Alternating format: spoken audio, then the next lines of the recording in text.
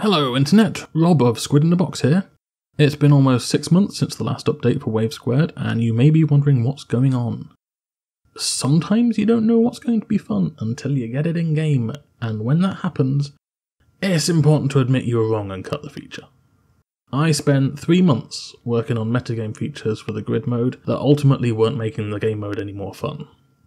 Things that seemed like a good idea at the time, like a shop, inventory, file decryption and bulletin boards, all turned out to be making the mode more complex without actually making it more interesting, and the amount of content they needed to make them viable would require having another person working on the game full time, and I cannot afford such thing. All of this was pushing the next update further into the future because while I was working on metagame features, I still hadn't finished the main game loop. You still couldn't play the grid as it was intended and actually complete it. So about 2 months ago I changed focus.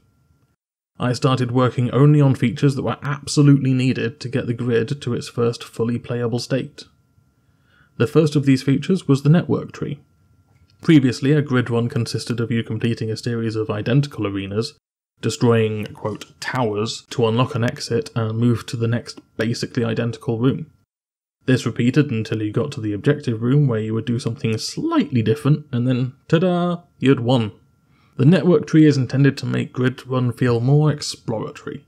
You enter the network at the router, and as you take control of each system in the tree, you unlock access to its children, which you can then explore for loot, upgrades, and ultimately passkeys. Each of the new locations needed more variety in the arena designs than the game currently provided, so the next update will include more complex arenas that aren't limited to shapes made only of circles.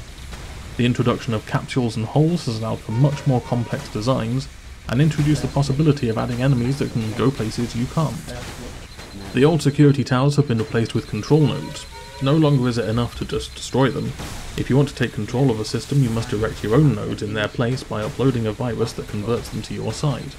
Downloads and uploads now require you to remain nearby, otherwise they will be paused and time out after 10 seconds.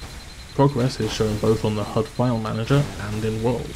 Speeds depend on your bandwidth, and few inhibitor nodes will throttle your connection speed unless destroyed.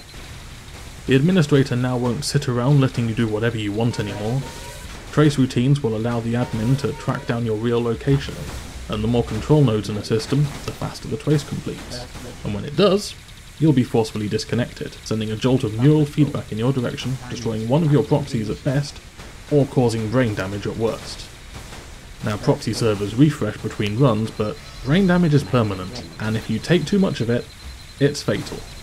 Fortunately, destroying control nodes will make traces take longer, and erecting your own is even more effective. Take full control of a system and it becomes a safe space where the administrator can't see you. Taking over systems allows you to gain access to more secure parts of the network, ultimately allowing you access to the route where you fight the network's guardian AI. Defeat this boss and the entire server comes under your control, unlocking new items, raising your power level, and granting you access to the neighbouring servers on the grid. Take over the entire grid and you will be notorious, your alias living forever in hacker legend. Or at least until somebody else does it faster. And that's where I'm currently at. Everything I've just described is going to be in the next update, and it will make Grid functionally complete. In the long run, more content will be added, including new enemies, bosses, nodes and scripts, but that's not a priority right now. I'm not exactly sure when the next update will happen because there is still quite a lot to get everything working as I've just described it, but I will be trying to make a new vlog every month showing you what I've been working on, so you can at least see what I'm spending my time doing. Wave Squared is in early access on Steam now, and if you would like to follow development you can subscribe to this channel or follow me on Twitter @SquidInABox.